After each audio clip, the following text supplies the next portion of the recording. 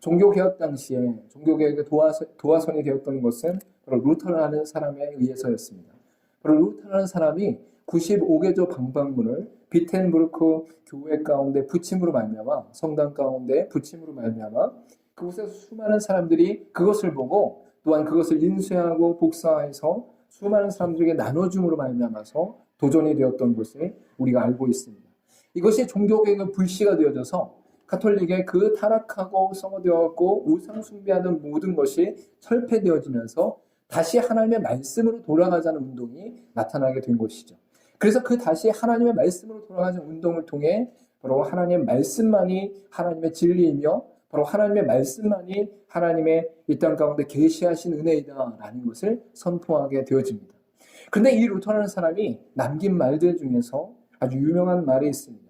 그 말이 무엇이냐면 하나님께로부터 도망 나와서 하나님께로 나아가라라는 말이라는 것이죠.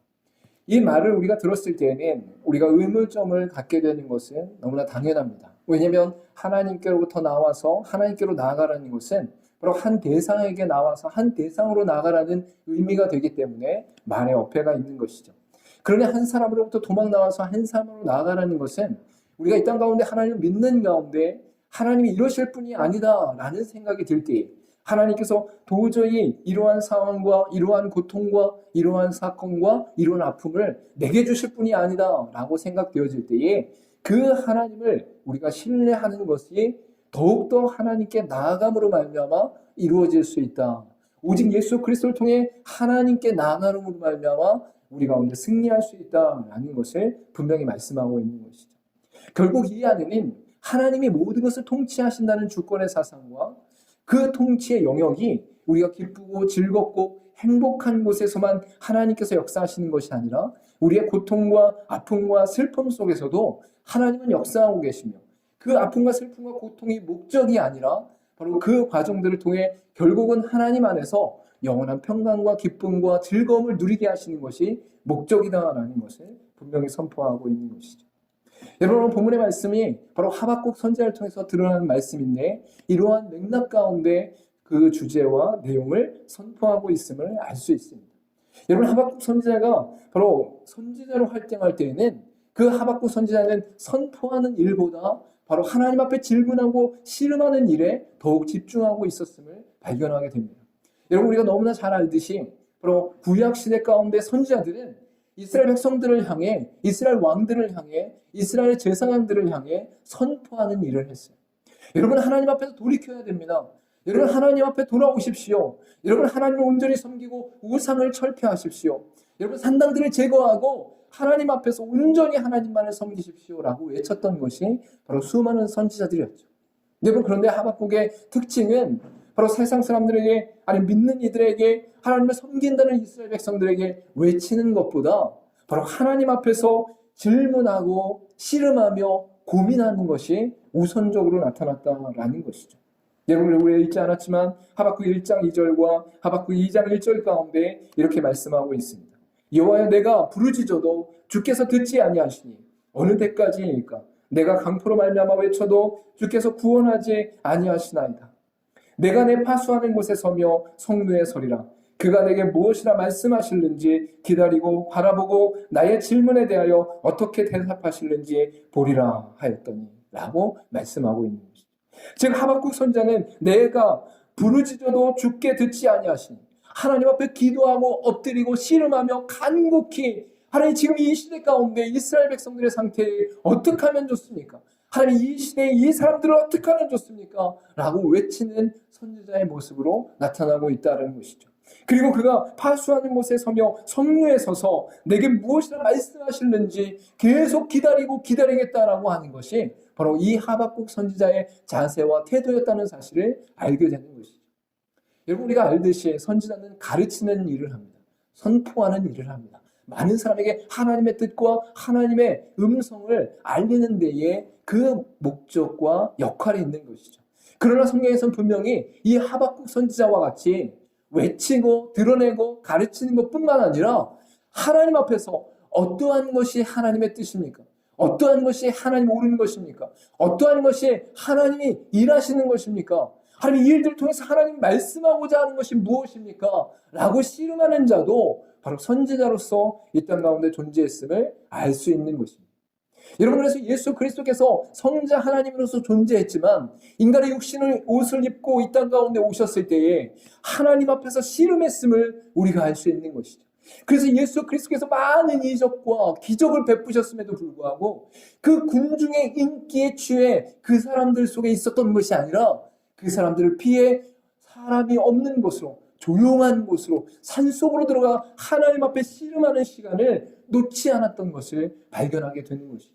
여러분, 이것은 하나님께서 예수 그리스도를 통해 일하실 때에 예수 그리스도가 삼중직, 즉 제사장과 왕과 선지자로서의 그 역할을 완전하게 이루시는 것을 드러내고 있음을 발견할 수 있는 거예요. 여러분, 구약의 선지자가 결국 예수 그리스도를 통해서 하나님의 뜻과 하나님의 영원한 계획을 완전하게 드러내십니다. 그리고 그 믿는 자들로도 하여금 바로 선지자의 자세와 선지자의 태도를 가지고 우리가 선지자는 될 수 없지만 하나님의 말씀을 붙잡고 그 안에서 하나님의 선지자로서의 태도와 삶을 가지고 살아가기를 간절히 요청하고 있다라는 것이죠. 그래서 하박국 선지자가 외치진 않았지만, 가르치진 않았지만, 선포하진 않았지만 그 사람이 하나님 앞에 엎드리고 씨름하고 애통하는 모든 것들이 이미 선지자로서의 역할을 온전히 감당한 것이다. 그래서 그가 다른 성경에 포함되어지 있지 않고 바로 예언서에 있고 바로 분열 왕국 시대와 포로 시대 가운데 하나님께서 귀하게 쓰시는 하나님의 사람으로 서 있는 것을 우리가 알 수 있는 것이죠. 여러분이 하박국 선지자가 활동했던 시기는 바로 600년, BC 600년 시기의 전후 가운데 활동했던 시기입니다. 여러분, 이때는 어떤 시기냐면 바로 북이스라엘과 남유다로 이 이스라엘 땅이 나눠졌던 시기예요. 여러분, 이것이 통일되었던 시기는 다윗과 솔로몬의 시기였습니다. 그런데 솔로몬 이후에는 바로 그의 아들과 그의 밑에 있었던 장군에 의해서 여로보암과 르호보암의 그 분리된 나라로 나눠지게 된 것이죠.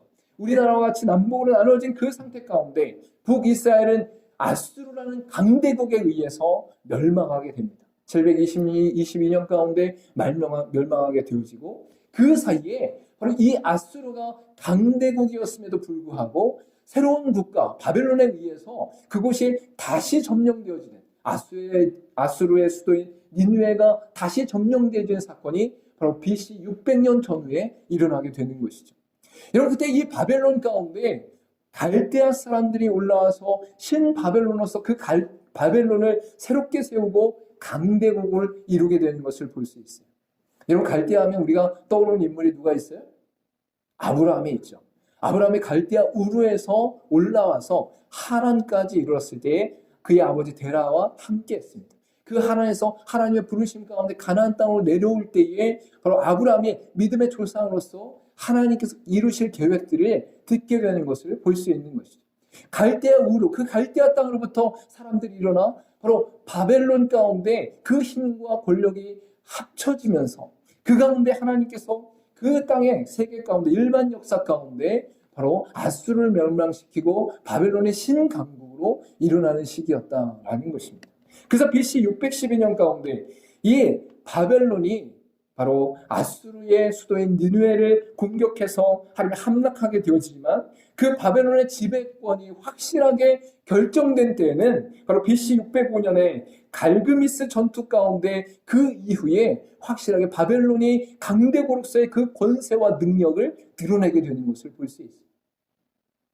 갑자기 역사 공부를 하니까 좀 지겨워지긴 하겠지만 여러분, BC라는 것은 예수님이 오시기 전, 그러니까 BC라는 건 예수님이 오시기 전, AD라는 건 뭐예요? 예수님이 오신 이후. 그래서 BC와 AD는 예수님을 기준으로 결정되어지는 것을 볼 수 있어요. 그래서 이 BC는 거꾸로 시간이 올라가요. 그래서 예수님의 뒤니까 뭐예요? 예수님이 기준으로 해서 그 전에 1년이 BC 1년, 그 뒤로 갔을 때 2, 3, 4, 5, 6, 7, 8, 9, 10 이렇게 되는 거죠. 그래서 BC 600년대라는 건 뭐예요? 예수님이 오시기 전 600년이라는 거예요. 그래서 예수님이 오시기 전 600년에 바로 분열왕국 시대 가운데 있었다라는 것이죠. 그리고 그 분열왕국 시대 가운데 외적으로는 아수르는 멸망하고 바벨론이 신흥강국으로 일어나면서 전 세계를 지배하기 시작한 때가 바로 이때쯤이었다라는 것이죠. 여러분, 586년에 결국 이스라엘이 멸망하게 되는데 북이스라엘은 722년에 멸망했지만 남유다는 바로 586년에 멸망하게 됩니다. 그때가 어떤 시기냐? 바로 이 하박국 선지자가 남유다 가운데 활동했던 시기인데 바로 요아스라는 왕에 의해서 종교개혁이 일어나고 사회개혁이 일어나는 그 시대가 지나가면서 여호사밧이라는 여호야김이라는 악한 통치가 일어나는 시대가 바로 이 하박국 선지자가 활동했던 시기다라는 것이. 여러분 시드기야 왕이라는 사람이 마지막 왕으로 멸망되어지는데 그 전에 바로 여호야김이라는 왕이 있었던 거예요. 근데 이 여호야김이 선한 왕이다, 악한 왕이다? 악한 왕이다 보니까 이 사람을 통해서 언약의 율법이 멋대로 변하게 되어지고 지켜지지 않게 되어지는 것이죠. 그리고 수많은 산당들이 일어나게 되어지고 우상 숭배가 일어나게 되어진 거예요. 그래서 내적으로는 남유다의 내적 하박국 선지자가 이스라엘 사람인데 그 남유다 안에서 일어났던 일들 가운데 무슨 일이 있었느냐? 바로 여호야김이라는 그 왕이 김씨가 아니고 이 사람 김씨는 아니고 한국 사람 아니에요. 여호야김이라는 그 왕이 통치할 때에 악한 왕으로서 그 나라 속에서 수많은 신당과 우상을 숭배하고 하나님의 말씀을 저버리는 그러한 시대였다라는 거예요. 여러분 이러한 시대가 되어지니까 이 하박국 선지자가 하나님의 말씀을 듣고 하나님 앞에 씨름하고 하나님 앞에 눈물로 기도할 때에 그 안에 답답함이 일어났어요. 간절함이 일어났어요. 고민이 일어났어요. 심각한 질문이 일어났어요. 그것이 바로 오늘 본문의 말씀에 나타나지 않지만 하박국 1장과 2장 가운데 이 하박국 선지자가 하나님 앞에 간절히 외치면서 질문하고 씨름하고 고민하는 것으로 나타나게 되는 것이죠. 여러분의 그 고민 가운데 오늘 본문의 말씀에 보면 바로 그가 두려워하고 떨고 있는 것을 볼 수 있습니다. 16절 말씀에 보니까 내 창자가 흔들리고 입술이 떨렸다라고 표현하고 있습니다. 창자가 떨렸다는 것은 창자가 흔들렸다는 것은 이 오장육부 안에 몸 안에 있는 것이 너무나 두렵고 무섭고 공포스러워서 바로 흔들리고 부서지고 있었다는 거예요. 그리고 우리의 입술은 파르르 떨리면서 하나님 어떻게 하면 좋은가라는 그 아픔과 슬픔 속에 있었다는 것이죠. 그리고 그의 썩이는 것이 내 뼈에 들어왔으며 내 몸은 내 처소에서 떨리도다라고 하는 데까지 나가는 것을 볼 수 있어요. 이렇게 고백하고 두려워하는 가운데 바로 이 하박국 선지자가 바로 그렇게 될 수밖에 없었던 사실이 바로 1장과 2장 가운데 나타납니다. 여러분 1장과 2장 가운데 나타난 질문과 대답이 무엇이냐? 첫 번째 1장의 질문은 왜 불의를 행하는 자가 형통하며 왜 심판하지 않으십니까? 라고 질문하는 거예요. 왜 하나님 이스라엘 백성들 가운데 왕과 제사장과 종교 지도자들이 그들의 권한과 권능 가운데 부정부패가 일어나고 우상을 숭배하고 하나님 말씀을 지키지 않는데 그 불의를 행하는 자들을 향해 하나님 왜 심판하지 않으십니까? 라고 하나님 앞에 질문하고 있는 것이죠. 여러분 이 하박국 선지자가 활동했던 시기가 언제라고 그랬어요? 여호야김의 시대다. 여호야김 왕의 시대다. 근데 그때 어떤 시대다? 악한 시대였다. 악한 통치가 일어났던 시대였다. 바로 하나님 말씀을 지키지 않고 우상을 숭배하며 신상을 섬기는 가운데 있었고 그로 말미암아 그의 백성들이 힘들고 어렵고 고통스러운 가운데 있었던 시대가 바로 하박국 선지자가 활동했던 시대였다. 그래서 하박국 선지자가 간절히 외치며 하나님 앞에 부르짖으며 하나님 질문하고 있는 거예요. 그때 하나님께서 내 생전에 바벨론을 도구로 이스라엘을 심판할 것이다 라고 말씀하시는 것이 바로 1장 전체 가운데 나타나는 내용입니다. 이스라엘 백성들 가운데 하나님 불의가 행해지고 있는데 그것을 어떻게 할 것입니까? 왜 내버려두고 있습니까? 라고 질문하는데 그때 하나님께서 말씀하실 때 너 생전 가운데 바로 바벨론을 들어서 그들을 심판하게 될 것이다 라고 말씀하고 있는 것이죠. 2장으로 넘어가면 2장 가운데 이 이스라엘 백성들 가운데 심판하시는 그 대상이 왜 하필 바벨론입니까? 왜 하필 부당한 자입니까? 왜 하필 악한 자들입니까? 라고 부르짖고 있는 것이 바로 나타나고 있어요. 첫 번째 질문은 뭐라고 했어요? 첫 번째 질문은 왜 불의한 자를 그냥 내버려 두냐? 아무 일도 안 하시냐? 그때 하나님께서 너희 생전에 네가 살아있을 동안에 바로 바벨론을 통해서 그들을 심판할 것이다 말씀하게 되죠. 그러니까 이 하박국이 다시 씨름하며 하나님 앞에 기도하며 기다리고 있는 거예요. 뭐라고? 왜 하나님 그 악한 나라를 들어서 왜 그 침입하는 자들을 들어서 그 우상 숭배하는 자들을 들어서 이스라엘 백성들을 심판하십니까? 이건 옳지 않지 않습니까? 라고 하나님 앞에 씨름하고 고민하고 기도하고 있는 것이죠. 그때 하나님께서 그에게 대답하는 것은 바로 침략자, 부당한 자, 이익을 취하는 자, 강포한 자, 잔인한 자, 우상 숭배한 자들, 그들을 사용하지만 그들도 결국은 징계받게 될 것이다 라고 말씀하고 있는 거예요. 여러분, 그래서 하박국 선지자가 두려운 것은 무엇이냐? 하나님 말씀하신 이것이 이제 자신에게 응답되어졌기 때문에 그 질문과 고민은 해결되었어요. 근데 그 질문과 고민이 해결된과 동시에 이제 하나님께서 우리를 심판하시겠구나. 이것은 그냥 말씀만 하신 것이 아니라 완전히 일어날 일이구나. 우리 가운데 이제 하나님의 심판과 징계가 일어남으로 말미암아 전쟁이 일어날 것이고 그 전쟁으로 말미암아 우리 가운데 황폐하게 될 것이구나. 그러니까 이 하박국 선지자는 그 마음 가운데 진리의 응답, 하나님께서 계시하신 응답 가운데는 기뻐하고 있었지만 그 응답의 내용 때문에 이제 이스라엘 백성들은 멸망하게 될 것이고 징계를 받게 될 것이고 패망하게 될 것이고 황폐하게 될 것이라는 사실 앞에서 두려워하고 떨고 있었다는 사실. 여러분, 하박국 선지자를 여러분이 바라볼 때에 한 가지 여러분이 깊이 통찰되어지고 도전받아야 될 것이 있어요. 그것은 무엇이냐? 우리의 삶의 일상 가운데 내가 당하는 고통과 고난, 또 내가 즐기고 있는 수많은 것들과 또한 내 삶에 주어진 것들에 대해 하나님 앞에 씨름할 수 있어야 된다는 거예요. 하나님 앞에 엎드릴 수 있어야 된다는 거예요. 우리의 삶에 주어진 것들이 이제 내가 그것을 결정하고 판단하고 선택하는 과정들 속에 내가 임의로 그냥 아무렇게나 결정하고 선택하는 것이 아니라 우리의 삶에 주어진 것들 앞에서 이것이 하나님 어떠한 의미가 있습니까? 이것이 하나님께서 목적하시는 것이 무엇입니까? 이것을 통해 하나님 일하실 것이 무엇입니까를 씨름하는 것이 우리의 삶에 필요하다라는. 왜 그렇다는 거예요? 구약 전체 가운데 왕과 제사장과 선지자가 나오는데 그 모든 삼중직 세 가지 일을 예수 그리스도께서 구원자로서 이 땅 가운데 완전히 이루셨어요. 근데 그 예수 그리스도를 믿는 자들이 이제 믿는 자로서의 삶을 살아갈 때에 세상을 향해 통치하며 다스리는 권세와 선지자와 같이 가르치고 선포하고 씨름하는 자세와 또한 우리 가운데 제사장과 같이 한 영혼을 구원하는 데 있어 우리의 모든 것을 내어주기까지 그들을 섬기고 사랑하는 일이 나타나는点을 분명히 말씀하고 있는 것입니다. 우리는 왕과 선지자와 제사장으로서의 역할을 하나님이 요청하고 계시다라는 거예요. 오직 예수 그리스도만이 그것을 완전하게 이루셨지만 믿는 자들의 인생 가운데 이것을 또한 요청하고 계신다라는 것이죠. 그래서 이 하박국 선지자는 하나님 앞에서 처절하게 애절하게 하나님의 회개와 하나님의 애통함 가운데 바로 하나님 앞에 엎드리고 있는 것을 볼 수 있는 것이죠. 근데 그때에 하나님 앞에 이 하박국 선지자의 고백이 너무나 놀랍다는 사실을 발견하게 되어집니다. 우리 17절의 말씀을 한번 18절까지 읽도록 하겠습니다. 우리 큰 목소리로 17절과 18절 말씀 함께 읽도록 하겠습니다. 시작. 비록 무화과 나무가 무성하지 못하며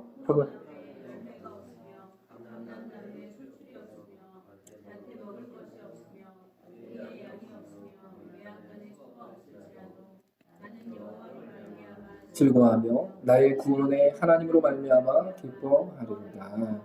아멘. 여러분, 지금 하박국 선지자는 의외의 반응을 보이고 있는 것을 볼 수 있어요. 여러분, 그는 지금 하나님의 응답하심으로 말미암아 이제 이스라엘 백성들 가운데 하나님의 심판과 징계가 드러날 것을 알게 되었어요. 그래서 외적으로는 그가 두려워하고 떨고 걱정하며 심히 불안해하고 있어요. 그러나 그 외적인 부분에 치우치지 않고 그의 마음의 중심 가운데 고백하는 것은 무엇이냐?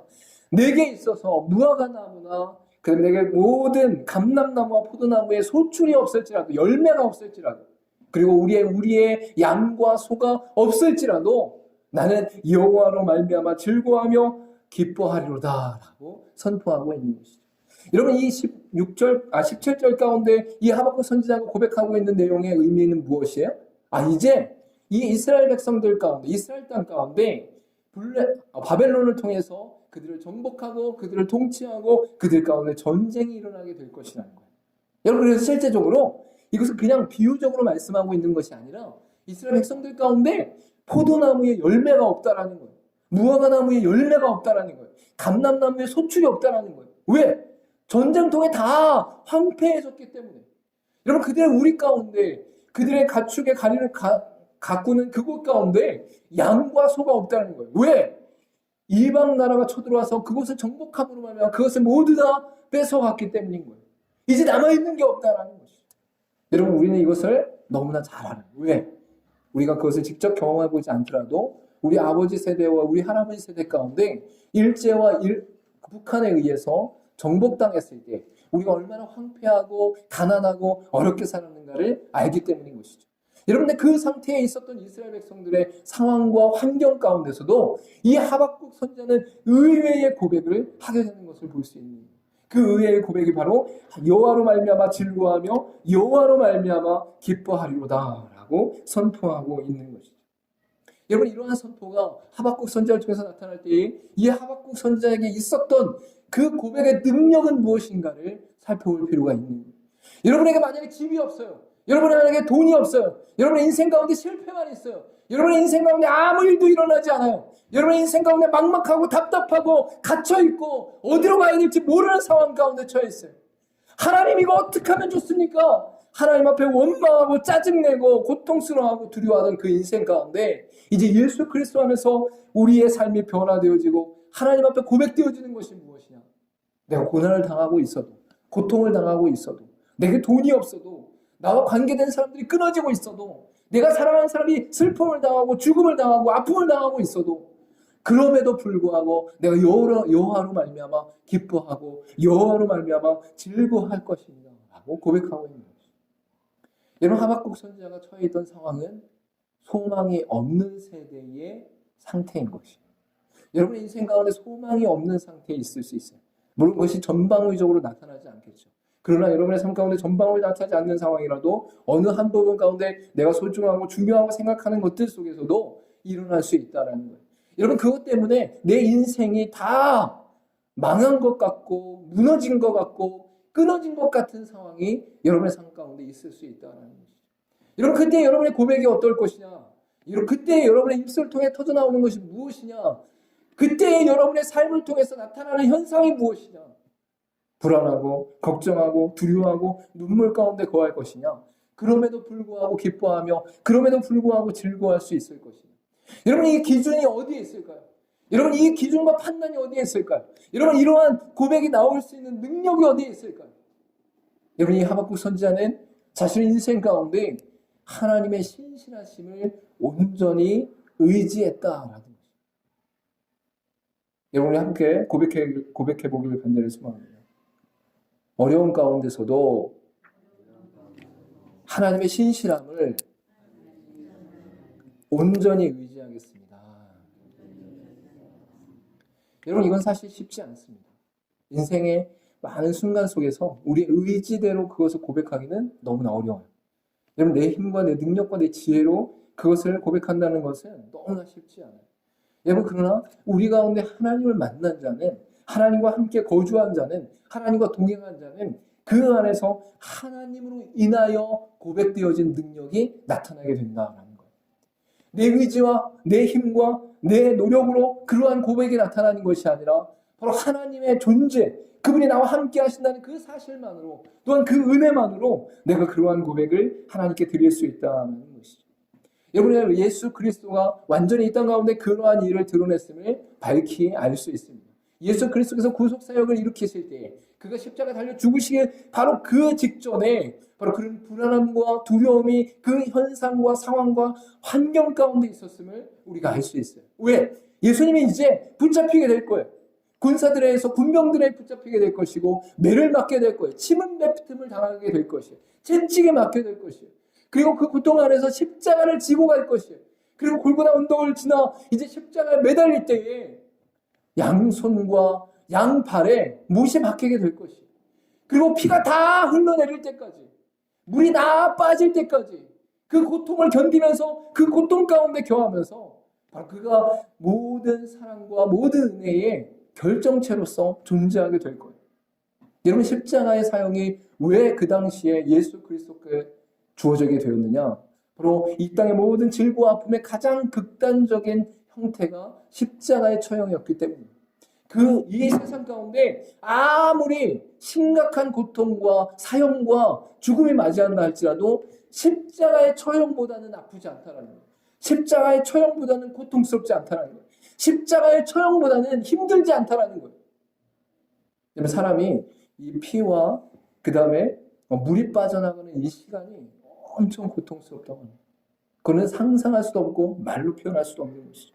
이 상황 앞에 서 있던 예수 그리스도께서 바로 그가 하나님의 뜻을 구하며 하나님 앞에 엎드리는 가운데 하나님의 뜻을 저버리지 않고 그것을 피하지 않고 그것에 대해 도망가지 않으시고 하나님 앞에 철저하게 엎드리며 고백하는 내용이 나타나고 있습니다. 그것이 바로 누가복음 22장 42절 가운데 이르시되 아버지여 만일 아버지의 뜻이거든 이 잔을 내게서 옮기시옵소서. 그러나 내 원대로 마옵시고 아버지의 원대로 되기를 원하나이다 라고 고백하는 것이죠.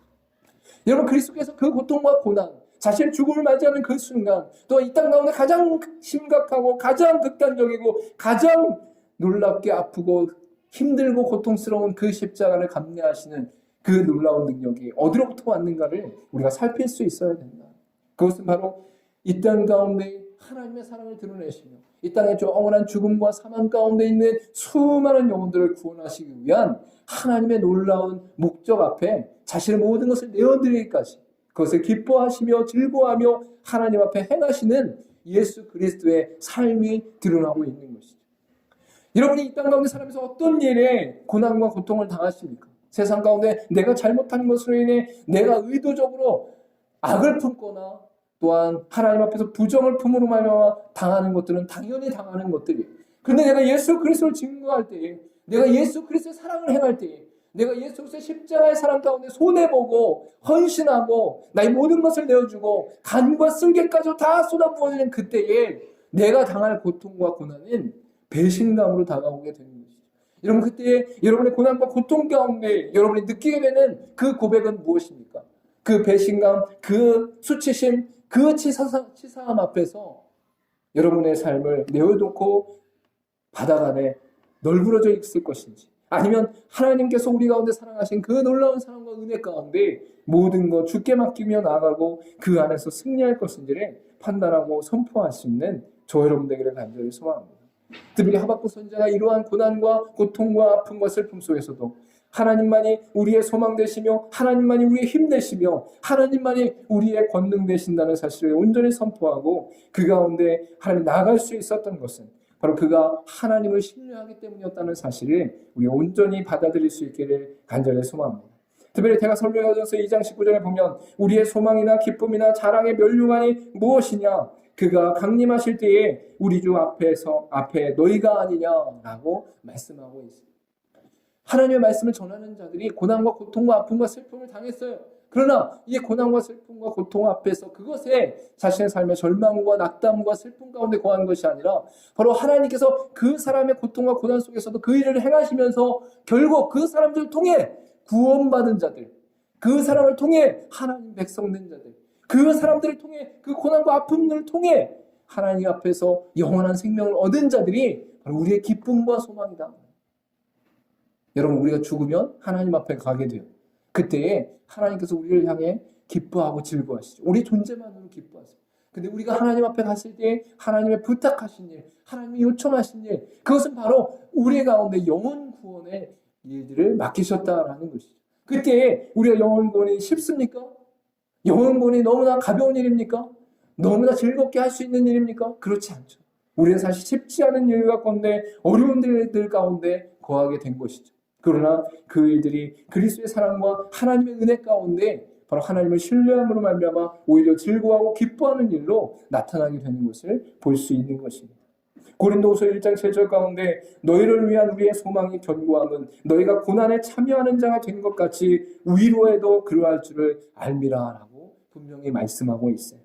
우리가 이 땅 가운데 소망의 견고함 가운데 거하는 것은 고난조차도 우리의 소망의 일부분이기 때문이다라고 말씀하고 있는 것이죠.